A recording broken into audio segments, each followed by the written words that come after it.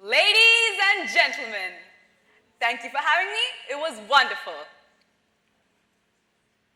Confused? Good. Starting with the end feels strange, right? We're all conditioned to believe that life follows this straight, structured line. But what happens when this line breaks? That's when insecurity comes. Without a set path, we all begin to doubt ourselves, wondering if we're even capable. But here's the thing. It's actually the broken structure that forced us to grow. When life becomes chaotic and uncertain, we have to face our insecurities and push through. That's how we build real confidence. Every end has a beginning, and every beginning has an end. So, let's rewind to the very start. When a newborn opens their eyes, they're a blank canvas, untouched by the world's cruelty. In those first moments, they know nothing of insecurity. There's no hesitation and no doubt of their worth. An infant simply exists. Their cries are loud, their laughter unrestrained, and each step they take is with the belief that nothing holds them back. Days become weeks, and weeks turn into months. And suddenly, adolescence arrives. And this is where our carefully laid plans crumble, overtaken by our nemesis, insecurity. The world starts whispering expectations over expectations, and simultaneously, our insecurities begin to pile up. The harsh words, the unwanted thoughts, they start to mark our canvas with ink, destroying our picture-perfect painting of life. Everything in the world, including emotions, embodies a color. For example, anger is represented by red and sadness by blue. But what about insecurity? In the world of color psychology, insecurity is represented by gray.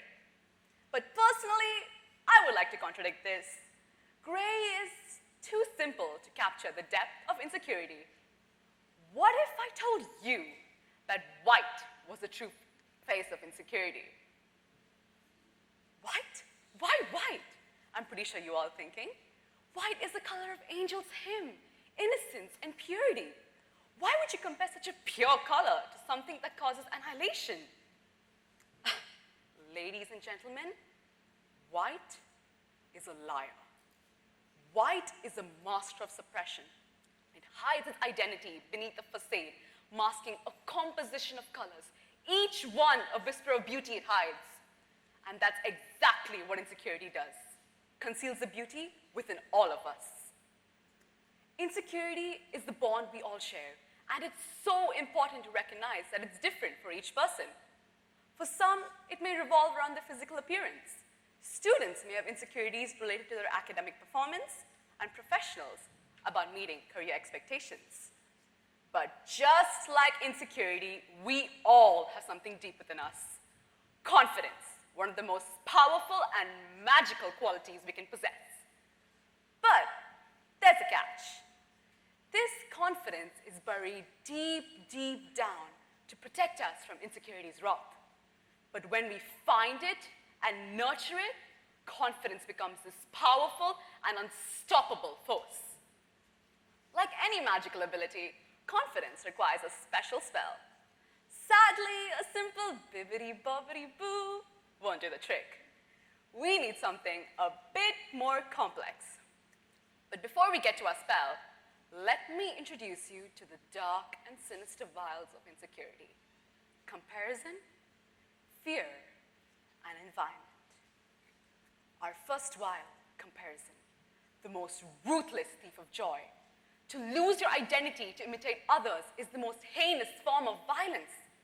Comparison dims your once vibrant energy, reducing you into this monochromatic palette of self-doubt. It's like being in a beautiful garden and seeing the beauty through someone else's eyes, forgetting that your own view matters. A theory that really resonates with what I say is Carl Rogers' humanistic theory. He explains that insecurity arises when there's a gap between our real self and our ideal self. It's like when we look in the mirror and realize that person doesn't match the perfect version in our head, insecurity arises. How about we use comparison to our advantage? Use comparison as a personal tracker. Compare yourself with where you once started to how far you come. It doesn't matter, and it can be as big or as small as it is. But remember, it's not about measuring up to others. It's about recognizing the efforts and changes you made. The next while, fear. If comparison steals our joy, fear locks it away. Fear doesn't merely stop us.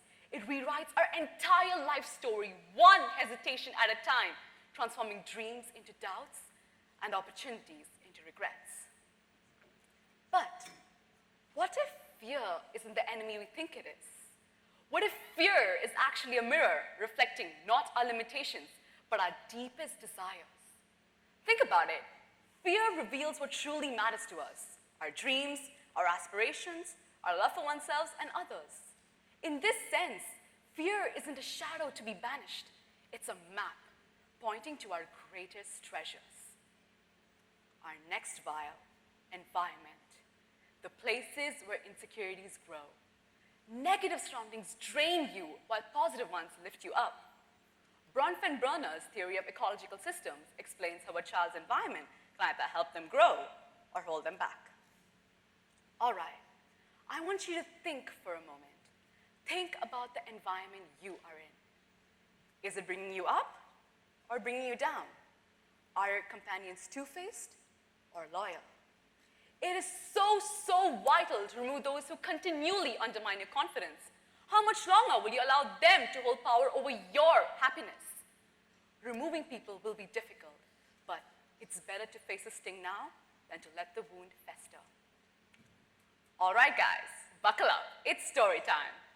I'm going to tell you a story of a girl who underwent insecurity and found her confidence. Many years ago, there was a girl standing at the very end of the stage with her poem in mind and ready to rock the stage for elocution tryouts. When the first person visited the stage, their voice was powerful and flawless. The little girl started comparing herself. Why can't my voice be as strong as hers? What's the problem with me? And finally, when it was the turn of the little girl, she couldn't help it.